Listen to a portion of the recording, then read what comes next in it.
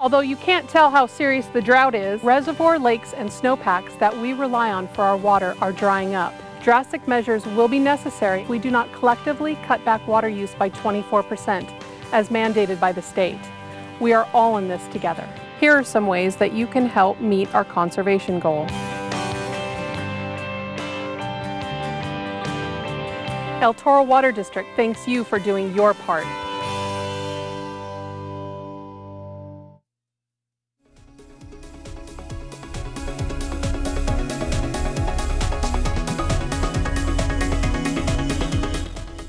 Well, on the last Friday of each month, we have the opportunity to speak with someone from the El Toro Water District, and this time we have the general manager, and that's Bob Hill, joining us today. Thanks for joining us today. Obviously, water conservation is still an important topic throughout the state and probably throughout the world, and it's nice to see, I believe, that Laguna Woods and the rest of your service area is doing pretty well. Yes, and that's what I want to do today is kind of just a report card. How are we doing, not only here in this community, but district-wide, and as well as Orange County, how we're doing. So I generated a few slides to kind of walk us through. Okay, let's take a look at the first one and see how we're doing, huh? And really, this is looking at precipitation in Orange County, looking back at 2000 to 2014. So you got 14 years of history there, and that orange line right there is on average in Orange County. We've always thought our precipitation would be around 13 inches per year. When you look at that chart right there, you see three bars that exceed that. Well, those are the 3 wet years. If you took the 3 wet years out, then our average precipitation is around 8 inches. Wow. So when you think about climate change and how it's going to impact how we manage water, it's going to play a big role. The other thing I wanted to point out is on the far left, that green bar, that is how much water it takes per year for turf, about 50 inches of water. The bar right next to it, if you had low water use plants, California friendly, native, drought tolerant, it's about 40% of that. Wow. So there's been a big push. Metropolitan has spent and committed almost $400 million on turf removal, which this community has taken advantage of as well. So just to give a perspective on why are we saying remove turf? And it's not remove all turf, it's just really unfunctional type turf. So that's the point I want to make there, is that precipitation in Orange County and across the state, snowpack is going to be different. It's a challenge as we go forward. Absolutely. So then this slide here was kind of look at how is Orange County as a whole doing. And the state mandate for us to reduce really started June 1st, and that mandate runs 9 months through February 28th, 2016. So this slide here, it shows April and May, but if you look at June, on average, Orange County agencies, there's about 28 of us, have to reduce their consumption compared to 2013 by 22%. Some it's 8%, some it's 36%. And you can see that first month in June, they were just under 24% countywide. That's a good news. That's a good report card. How did they establish the 8% and the 36%? That's a huge difference. Right. And what they did is they took in, and I don't think we all agree with the state's methodology, but what they did is looked at 3 months in 2014, August, September, October, or July, August, and September, and figured out residential per capita by agency. And if you were really low on per capita, you got a really low reduction mandate. If you were really high, you got a, and for us, it ended up being, there was 9 tiers. We were in the tier that was 24%.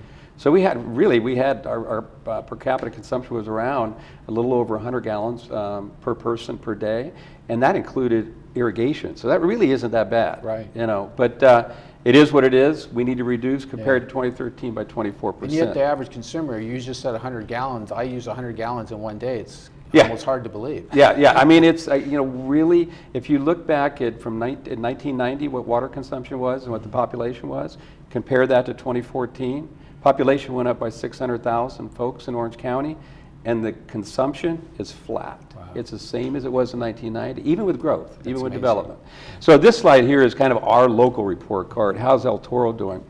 As I indicated, we needed to reduce our consumption compared to 2013 by 24%. In June, we were at 22. And I thought, well, we just missed the target by 2%, not a bad deal. We immediately got a letter from the state indicating that this is an enforcement warning, which I kind of thought, wow, that's kind of aggressive. But the point being that if we're going to conserve, and this is going to, the enforcement will be based on the whole 9 months, cumulative. really the opportunity is during the summer, June, July, Right. August, September, and October, because you got the outdoor. So we were at 22% in June, and we were at 29% in July. So the net of that is 26%. Yeah. I mean, and the other thing I want to talk about, it's not just what we're doing to conserve water, it's also that $35 million investment in the recycled water expansion Absolutely. project. All that purple pipe throughout the community. And I've got a slide that we can show that. So, excuse me. So this is, these bars here are representing our production of recycled water at our treatment plant. And the one bar on the far right, I think I had on the slide, it was actually red, just to kind of stand out. But if you look at the first bar, that's our wastewater recycling plant. We use recycled water for processes, for treatment. The golf course, the middle bar, I mean, that's been our customer, our only customer since the early 60s. The recycled water expansion project, the far right, that's 70 acre feet. And this is for June and July, what was produced in the new purple pipe, so new source water. Over there on the right, I mentioned that we saved for those 2 months 517 acre feet of water, or about 168.5 million gallons in that 2 month period. Wow. That 70 acre feet represents 13.5% of that. If we didn't have the recycled water project, that right there, we wouldn't be at 26% exceeding, we'd be at 22. Oh. And if we were at 22 again for the second month, the letter would be a lot stronger from the state. So it's a combination of what folks are doing. It's, I mean, people are taking it serious, and it's a combination of the investment and the cooperation we got with that project. Right. This slide here, I think other directors that have been here have showed it. It's just the recycled water project. All of that, I guess it's purple or a lavender, all that's complete in terms of retrofits. The red is in progress. So we're going to be pretty much done with Laguna Woods and then move into the city of Laguna Hills. We are right now in the process of doing phase 2, which is going to extend the distribution system all the way down to gate 9, and then we're going to come back over to gate 5 and pick up some of United.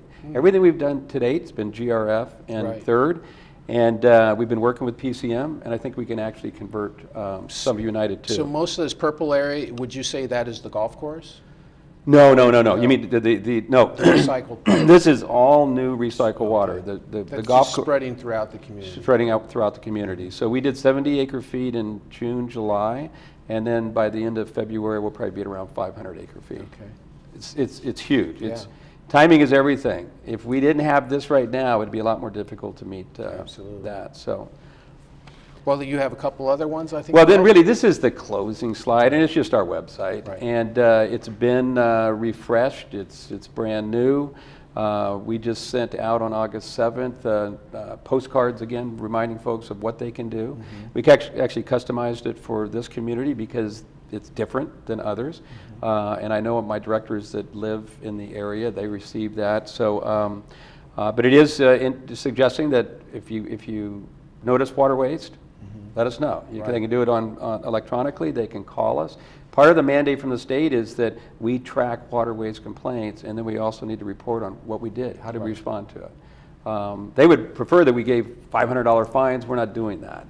We're trying to just reach out, and it's working. Right. And like So- you said, it's different because most of the people live in the county and throughout the state, they pay for their own water.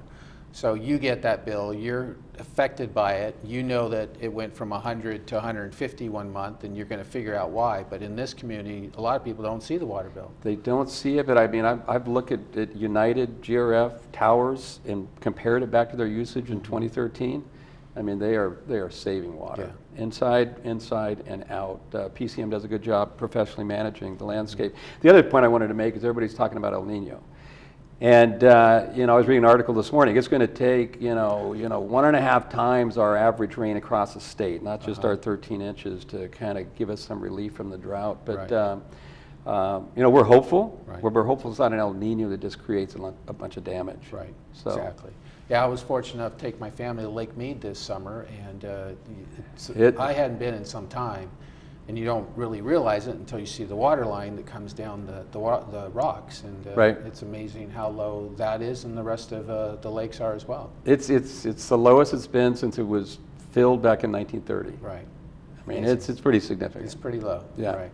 Well, we thank you so much for joining us Sure. on the program today. It's great news that the community is, actually being active and conserving water, and we encourage them to continue that. And we'll see how the rest of the months go so that you don't get any more of those enforcement letters from the state. Right, exactly. Yeah, Very thanks good. so much. Thanks for joining us. All right, thank Bob you. Hill, he's the general manager of the El Toro Water District, and they do join us on the last Friday of each month, so be sure and tune in at that time. We'll be back with more of our program right after this.